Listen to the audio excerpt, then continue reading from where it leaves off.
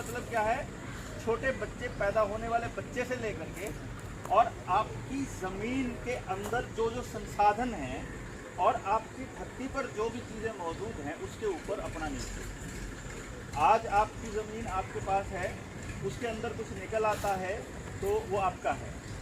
सोना निकल आए, उसमें कुछ पैसा दबा हो किसी का पेटी, तो आने वाले वक्त में ऐसा कानून आए कि आपका वो ना रहे, वो किसी और का है, इवन ज़मीन भी आपकी ना रहे।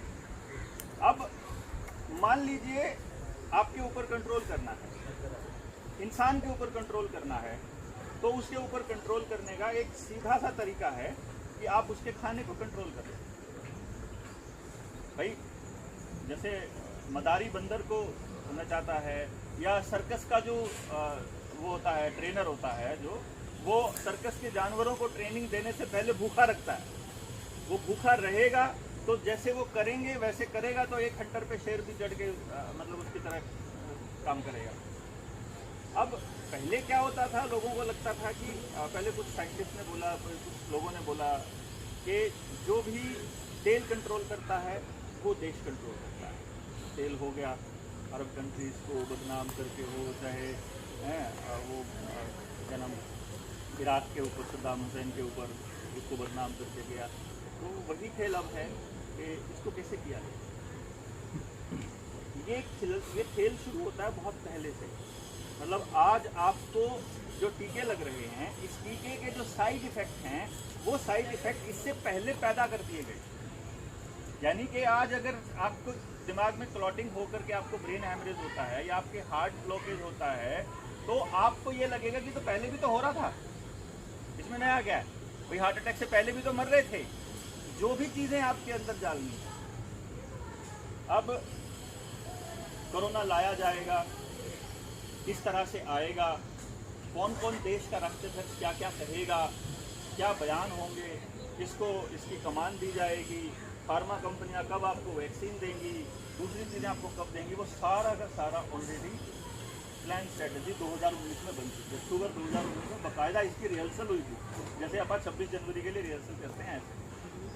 किट तो 17 में खरीद ली थी, तैयार 15 में हो गई थी, और वो किट जिसको बनाने वाला बंदा बोल रहा है, अच्छा आपको मालूम है कि जो ने आर्टिफिशियल किट बनाई थी जिसने, उसको नोबेल प्राइज मिला था, पता है आपको? और आपको ये भी पता है कैरी मूरिस साइंटिस्ट का नाम, कैरी मूरिस, उसको नोबेल प्राइज मिल गया था। और उसको जो ट्रेडिंग कर रही है वो रॉकेफेलर कंपनी। मतलब आपको या तो रॉकेफेलर मिलेगा, या रोथस्चाइल्ड फैमिली मिलेगी, या Gates, Melinda Gates, Wellcome Trust और वर्ल्ड इकोनॉमिक फोरम। ये पूरा का पूरा खेल चल रहा है। अब हम लोगों को बचा कौन सकता था? पॉलिटिशियंस, या तो विरोधी पार्टी के पॉलिटिशियंस कुछ बोलते, या डॉक्टर्स वो कुछ बोलते, या जो समाज में और कार्यकर्ता हैं। वही आज वो थोड़ी देर पहले बातचीत चल रही थी कि जो NGO वाला गेम था उनको पहले मैनेज करना, फिर पॉलिटिकल लीडर्स को मैनेज करना। पॉलिटिकल लीडर्स यहाँ तक कि अरविंद केजरीवाल जितना जोर लगा रहा है मास्क पहनाने पे और टीका लगाने पे, उससे ज़्यादा जोर राहुल गांधी लगा रहा है।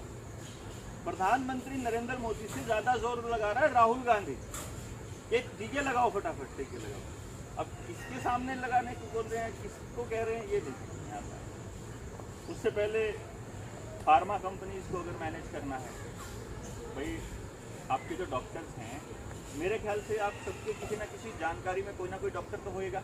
MBBS कैसे करता है?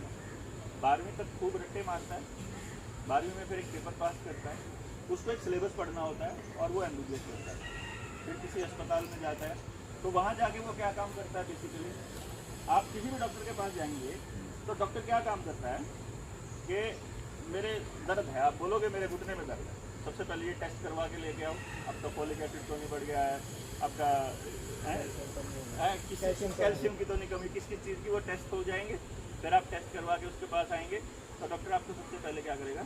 ये दवाई लिख रहा हूँ 1 हफ्ते की, ये खा लो, खाने के बाद फिर क्या होता है फिर बता। मतलब सबसे पहले आपको दवाई दे रही है, बाद में देखेंगे क्या होगा। हर डॉक्टर आपका यही काम कर रहा है, ड्रग पुशर। आपकी बॉडी को आपके अंदर से मजबूत ना हो जाए, इसका पूरा ध्यान रखा इन्होंने। मतलब होते ही टीके लगा दो बच्चों को, वैक्सीन लगाओ, फिर उसके बाद और जब भी कुछ हो जाए डॉक्टर के पास जल्दी से जल्दी जाएं, अपने डॉक्टर से संपर्क करें।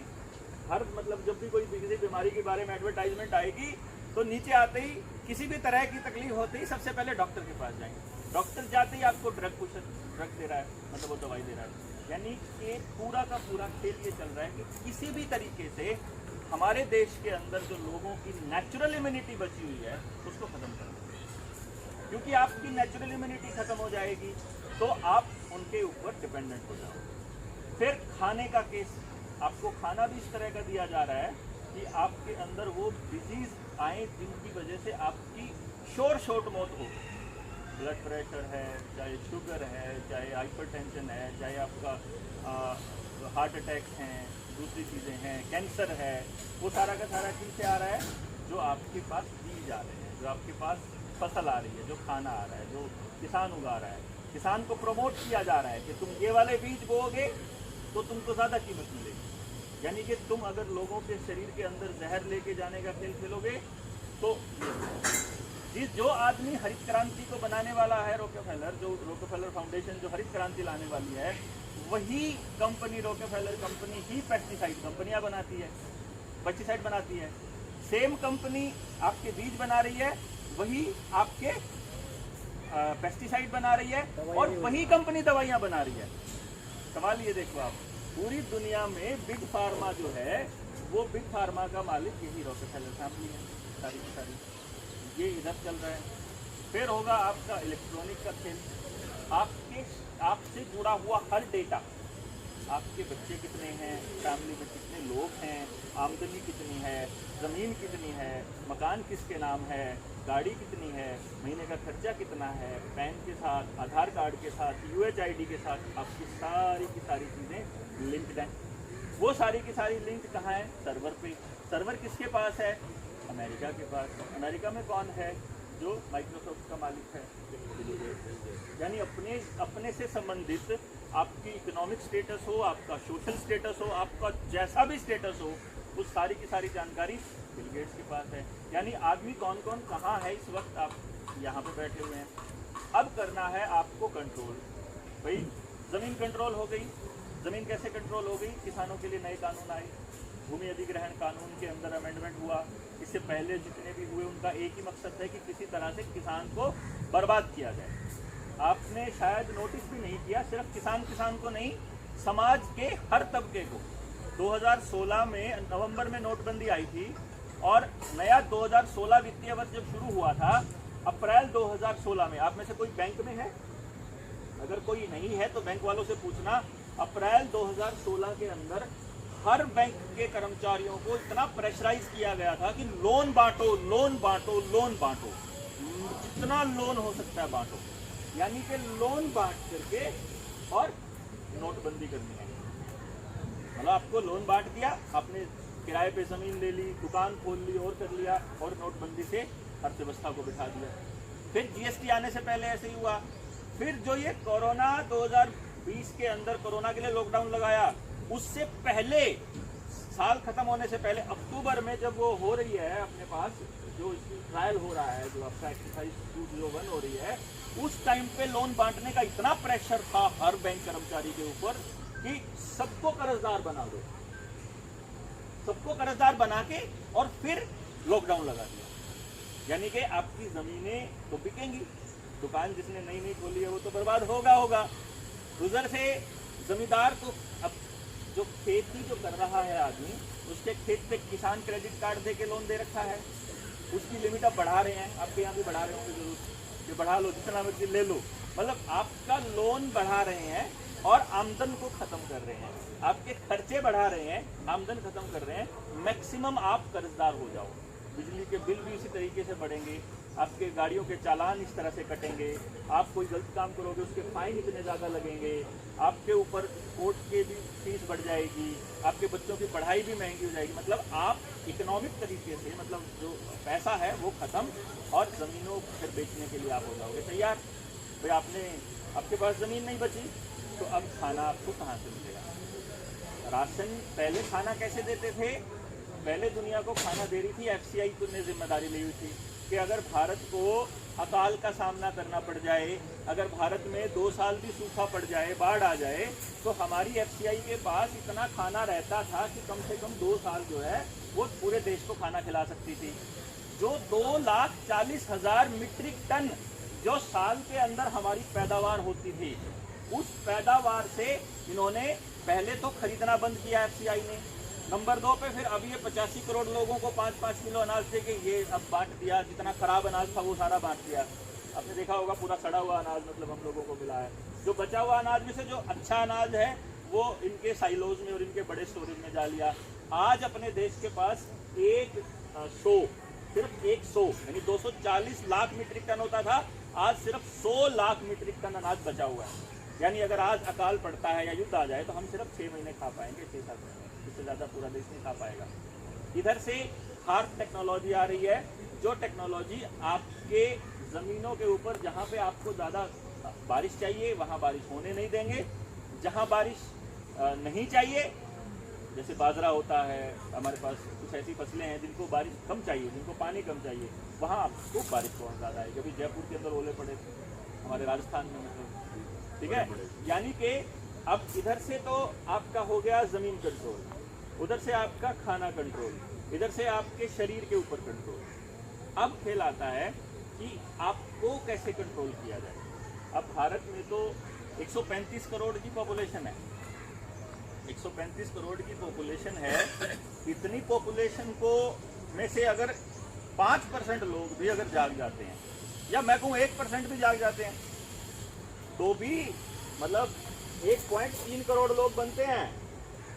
मतलब हमारी जो सेना, मिलिट्री, पुलिस, इन सारों से कितने गुना बनते हैं हम लोग। कहने का मतलब ये हुआ कि इनको ये मतलब रह गया कि इतने लोगों को डंडे के दम पर कंट्रोल नहीं कर सकते। बाकी देशों में कर सकते हैं, जहाँ पब्लिक कम है, पुलिस फोर्स ज़्यादा है, वहाँ किया जा सकता है। भारत में पुलिस, सेना, बंदूक और डंडे के दम पर काबू नहीं किया जा सकते। खास तौर पे जो किसान प्रजातियां हैं, खास तौर पे जो गांव में रहने वाले आज़ाद किस्म के जो लोग हैं उनको। शहरों का आदमी ने तो अपने आप को गुलाम पहले ही बना रखा है। वो तो सुबह उठता है, सेम वो मतलब फॉलो करता है अपनी दिनचर्या को, रात तक वो ना उसको दुनिया से कोई मतलब, उसको तो दुनिया के बारे में जानना होता है, तो वो झूठी खबरें देखता है सिर्फ मीडिया पे या अखबार में। वो समाज से कुछ नहीं ले रहा, वो ना समाज को कुछ दे रहा, वो बेचारा अपना खा रहा, अपना टैक्स दे रहा, वो कह रहा है मेरे से ज़्यादा बढ़िया आदमी कोई नहीं है। तो इतने सारे लोगों को कंट्रोल करने के लिए इनके पास कोई ना कोई ऐसा इंतज़ाम होना चाहिए कि जो ये कहें चुपचाप मान लें। उसकी प्रैक्टिस इन्होंने लॉकडाउन के दौरान कई बार करवा के देखी है कि कितने गधे हैं जो चुपचाप बस बजा रहे हैं थाली, कुछ तो पीट रहे हैं थालियों को, मतलब इस तरह से वो इतने ज़्यादा है कि आप इतना सा कहोगे तो हम इतना बजाएंगे। तो वो हो गया। फिर इसके बाद होता है, इसके बाद खेल होता है कि कितने लोगों ने सिर्फ कहने भर से टीके लगवा लिए। अब हमारे गांव के आदमी को जानबूझ करके इतना अनजान रखा जाता है, इतना अनपढ़ रखा जाता है कि उसकी क्रिटिकल थिंकिंग तो हमारे डॉक्टरों में नहीं है।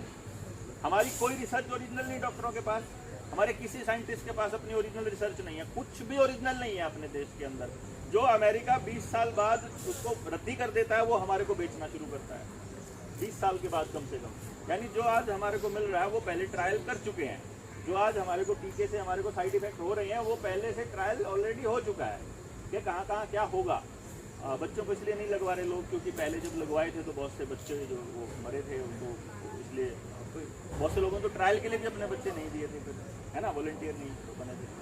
अब इससे पहले 5G का यहाँ कुछ देखने को मिला था उस टाइम पे दूसरी जगह में आपके यहाँ पे दिल्ली के एरिया के अंदर, क्योंकि इनका जो स्टार्ट होना है, जो खेल शुरू होना है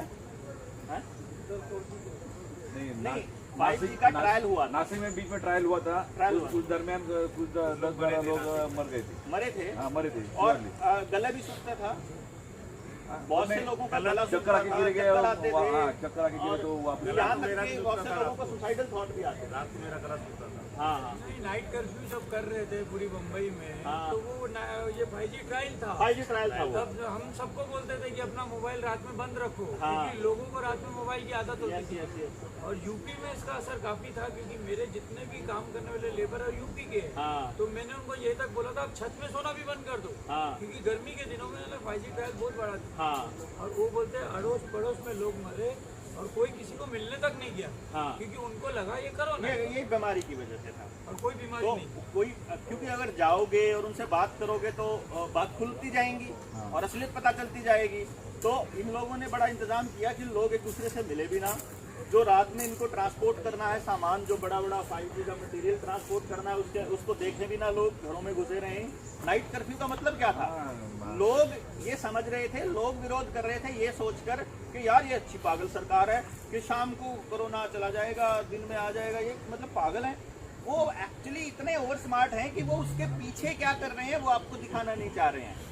कि आप जिस वक्त घरों के अंदर लाइट बंद करके और जिस वक्त दरवाजे बंद करके सोच रहे हो कि बाहर नाइट कर्फ्यू है, उस टाइम पे उनका सेंट्रल विस्टा बड़े जोर शोर से चल रहा है। वहां पर कोई बीमारी नहीं आती है दिल्ली के अंदर। मतलब सेंट्रल विस्टा को छोड़ के पूरी दिल्ली में मास्क कंपलसरी है, वहां पे नहीं है। वो जोर शोर से काम चालू है। वहाँ पे बहुत जोर से चल रहा है। तो उस टाइम पे क्या होता है कि जब 5G आता है तो 5G की टेस्टिंग के अंदर क्या होता है, रेडिएशन बढ़ा के देखते हैं। 0.1 से नीचे जहाँ तक रेडिएशन रहता है तब तक तो कोई खतरा नहीं है किसी को, तब तक ठीक है। लेकिन क्योंकि कंपनी के ऊपर है ये कितना स्ट्रॉन्ग कर दे रेडिएशन को, तो वो जैसे ही 0.4 की रेंज में जाता है, चिड़िया मरनी शुरू हो जाती हैं, आपके और पक्षी मरने शुरू हो जाते हैं, आपको सिर में दर्द रहना शुरू हो जाता है, आपको चक्कर आने लग जाते हैं, आपका गला सूखता है, आपके फेफड़े खत्म होने शुरू हो जाते हैं, क्योंकि उसका पूरा जा ही नहीं पाता आपको। और हमारे यहाँ पर रोहतक के अंदर एक गांव है टिटोली, वहाँ रोज़ की रोज़ 6-7 लोग मरते थे। उन लोगों ने डीसी को, कलेक्टर को बुला करके वहाँ दिखाया, उसके बाद उनको समझाया, फिर आंदोलन की धमकी दी, तब जाके कलेक्टर ने वो 5G का टावर बंद कराया। बंद कराते ही लोग मरने बंद हो गए। अभी तो लोगों को समझ में आने लगा कि इसका मतलब 5G का भी खेल है। फिर करंट लगना भी बंद हो गया। फिर इनके पास, इन्होंने पहले से रिसर्च कर रखी है, एक वर्ड है, एक शब्द है, ग्राफीन ऑक्साइड। ग्राफीन ऑक्साइड एक ऐसी चीज़ है, वो अगर आपके शरीर में है तो वो एक काम करता है कि आपकी बॉडी से अगर इलेक्ट्रिसिटी पास हो रही है तो वो इजीली पास होने देता है। और पिछले 10 साल से करीब जो बड़े बड़े साइंटिस्ट हैं और जो बड़े बड़े अपने आप को इनोवेटिव वो बोलते हैं, वो ये साबित करने पे लगे हैं कि graphene oxide is a magical substance, graphene oxide is a life saver. मतलब उसके कुछ असर ऐसे भी हैं कि ग्राफीन ऑक्साइड से अगर पानी पास करा रहे हो तो वो बिल्कुल फिल्टर होके आ रहा है, साफ होके आ रहा है बिल्कुल से। तो वो दिखा रहे हैं कि यार ये तो पानी की समस्या खत्म हो जाएगी। समंदर के पानी को भी अगर आप डाल रहे हो तो भी वो बिल्कुल प्योर दे रहा है, ड्रिंकेबल पानी दे रहा है। तो वो उसको वहाँ उसका वो इस्तेमाल दिखा के लोगों को ये बता रहे हैं, और ये बताने की कोशिश कर रहे हैं कि ये बहुत मैजिकल चीज़ आपकी बॉडी में हो तो कमाल की चीज़ हो जाती है। इधर से एलन मस्क ने न्यूरालिंक खरीदी थी, आपको पता है इस बात का? एलन मस्क न्यूरालिंक खरीद चुका है। न्यूरालिंक के बारे में आप लोगों को मालूम है? न्यूरालिंक एक ऐसी कंपनी है जिसने वो टेक्नोलॉजी डेवलप कर ली है कि वो आपके माइंड को जो चाहे कमांड दे सकते हैं, वो आपके माइंड को जो चाहे मेमोरी दे सकते हैं, वो आपकी मेमोरी को स्टोर भी कर सकते हैं, वो आपको अपनी नई मेमोरी भी दे सकते हैं। यानी वो आपके दिमाग के साथ कनेक्ट करके वो आपको अगर कुछ कमांड देते हैं तो आपको मानना मजबूरी हो जाएगी। आप वो कह रहे हैं, उन्होंने क्या बताया इसका फायदा लोगों को, आज से 4 साल पहले की है ये जो रिपोर्ट है जो मैं आपको बता रहा हूँ, एलन मस्क ने जो खरीदी। एलन मस्क कौन है? टेस्ला का बिजनेस पार्टनर। टेस्ला कौन है? सबसे बड़ा आदमी है वो। टेस्ला कौन है? जिसने अभी इलेक्ट्रिक कारें नए बनाने का काम किया है। यानी कोई बात नहीं। हाँ, तो टेस्ला का पार्टनर एलन मस्क, वो आपकी दिमाग को कर रहा है कंट्रोल। अब आपको अपने हेल्थ बैंड देखे हैं किसी ने? हेल्थ बैंड जो हाथ पे घड़ी बांधते हैं, कितने कदम चले, कितना क्या कुछ हुआ, उस हेल्थ बैंड से जो इन्फॉर्मेशन आपके मोबाइल में भी आ जाती है। इसका मतलब मोबाइल से भी जा सकती है उसमें, इसका मतलब वहाँ से अमेरिका भी जा सकती है। इसका मतलब ये हुआ कि आपके शरीर को न्यूरालिंक की कोई चिप जुड़ी हो।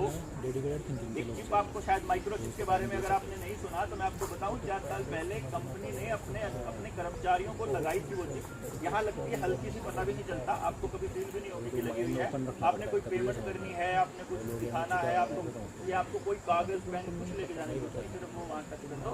जो भी आजकल आप मोबाइल से करते हो ना स्कैन, पैसे ट्रांसफर वैसे हो जाएंगे, पैसे करो नजदीक हो जाएगा, आपको हाथ में कुछ नहीं लेके जाना, कोई पेन कॉपी और ये। तो इसका मतलब क्या हुआ कि अगर वो चिप आपके पास है, अगर वो चिप आपकी बॉडी में लगी हुई है, तो आपका सारा डेटा मोबाइल में और वहाँ से यहाँ you will own nothing and you will always be happy. यानी आपको अगर मैसेज भेजना है कि आपने नहीं लड़ाई लड़नी तो आप नहीं लड़ेंगे, आपको हाँ रोबोट बना देने का। अब आम आदमी को ये बात नहीं समझ में आएगी कि आदमी को रोबोट कैसे बनाया जाएगा।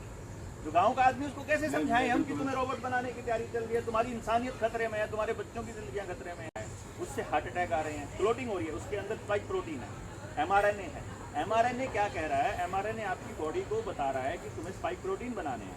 स्पाइक प्रोटीन कैंसर बनाते हैं, और साथ में खबरें चलने पर लग जाती हैं कि कैंसर जो है भारत 2025 तक कैंसर से ग्रसित होगा। बनेगा किससे? वो लोगों को लगेगा वो नकली दूध से बनेगा, लोगों को लगेगा वो नकली दवाइयाँ खाने से बनेगा, या फिर वो पेस्टिसाइड वाला खाने से बनेगा।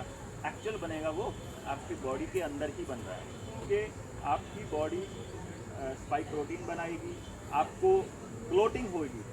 क्लोटिंग का मतलब है आप कहीं भी हो जाएगी, अगर हार्ट में हो गई तो हार्ट अटैक हो गया, ब्रेन में हो गई तो ब्रेन हेमरेज हो गया, आपके अगर मान लो प्रजनन तंत्र में हो गई तो आप नपुंसक हो जाएंगे, सिंपल। तो इनका टारगेट अगले आपके बच्चे हैं। इसके बाद मतलब पहले एक लग रहा है, अब ज़बरदस्ती कर रहे हैं, तो दूसरा लगवाने बहुत पब्लिक गई नहीं है, क्योंकि लोगों को पता लगने लग गया कि सब फ्रॉड चल रहा है। अब दूसरे का प्रेशर आएगा, दूसरे के प्रेशर में आपको डंडा करेंगे, ये आप कुछ भी करेंगे, मतलब कर दिया इधर कर दिया ना, वही नहीं तो लोग खड़े होंगे तो कहाँ से हो जाएगा? अगर लोग इकट्ठे होंगे, देखिए लोगों को ये बताना पड़ेगा, सरकारों को ये बताना पड़ेगा कि भाई मालिक हम हैं, तुम हमारे नौकर हो। तुमको जो ये डिसीजन लेने की पावर मिली है, भाई जो कलेक्टर को तनख्वाह मिलती है वो हमारे टैक्स के पैसे से मिलती है, और उस कलेक्टर को जिसने पावर दिया उसको पावर हमारी वोट ने दी है। तो असली मालिक हम हैं, हम बताएंगे तुमको क्या करना है, तुम नहीं बताओगे कि हमें क्या करना है। तो ये पब्लिक को ऐसे खड़ा होना पड़ेगा। अगर नहीं होते हैं तो आने वाले वक्त में आपके पास अनाज तो रहेगा ही नहीं, आपका खाना भी इनके पास है, आपकी बॉडी का आपके बारे में हर डिटेल अवेलेबल है। अगर कॉन्स्पिरेसी की डिटेल में जाएंगे तो आपके बैंकिंग सिस्टम भी क्लैश होने वाला है, आपको डिजिटल इकोनॉमी की तरफ ज़बरदस्ती धकेला जाएगा, और फिर आपको वो जो चिप लगा करके सोशल क्रेडिट्स मिला करेंगे कि अगर आप गुलाम वाली ज़िंदगी जी रहे हो तो आपको मिलता रहेगा रोशन पानी सब अच्छे से, अगर नहीं तो तुम्हें 2 दिन भूखे रखो, इसको पता लग जाएगा। फिर कहकर ठीक है बाबूजी आप जो कह रहे हैं मान जाएंगे, अब तो दे दो, अब तो दे दो। भाई भूखा मरता क्या करेगा? सर्कस के वो बनाने हैं शेर अपने को। तो अगर इससे बचना है तो मास लेवल पे प्रोटेस्ट करने पड़ेंगे, बड़े लेवल पे लोग इकट्ठे होना पड़ेगा, चाहे जैसे मर्जी समझाओ। मुझे ये लगता है कि पब्लिक जब खड़ी हो जाएगी तो इनका ये एजेंडा डिले हो जाएगा, और ये एजेंडा डिले हो जाए तो तब तक हम आसपास दूसरी पब्लिक को सेल्फ सफिशिएंट बना देंगे, सेल्फ डिपेंडेंट, कि सरकारें को इंस्ट्रक्शंस यहाँ से कैसे जाएंगी उसका सिस्टम तैयार करना पड़ेगा। कि गांव से अगर गांव के 4 आदमियों को कोई बात कहनी है सरकार से, तो वो बात कैसे जाए और उसका असल में असर हो, ये सिस्टम बना के देना पड़ेगा उनको। कि अभी डिले कर लो प्रोपेगेंडा को, बाद में तो देख लेंगे, इनसे लड़ेंगे। तो अभी तो बहुत ज़्यादा ज़रूरी है कि मास लेवल पे प्रोटेस्ट हो कि ये टीके ना लगाए जाए ज़बरदस्ती, मास लेवल पे प्रोटेस्ट हो कि मैंडेटरी ना किया जाए। जिसने लेना है, जिसको नहीं समझ में आया या जिसने टेलीविज़न बहुत देखना है वो देखे और लगवाए, बट जिसने नहीं लेना है उसको ज़बरदस्ती ना की जाए, फोर्स ना हो किसी भी तरीके से। हाँ, हम ये नहीं कह रहे हैं, कोई कह रहा है यार, अब एक आधा बंदा ऐसा भी मिला, वो कहता है मेरे को नज़ला था और मैंने टीका लगवाया और मैं ठीक हो गया, मेरा नज़ला अब नहीं हुआ है, मेरा जुकाम नहीं हो रहा तब से। मैं कहा चल तेरे लिए अच्छी बात है, पर मेरे को नहीं चाहिए, मैं ठीक ठाक हूँ, मुझे तो नहीं चाहिए। तो मेरे को इजाज़त दी जाए कि मुझे भी ना लगे, और आने वाले वक्त में बच्चों को बचाना तो सबसे पहली प्रायोरिटी है। तीसरा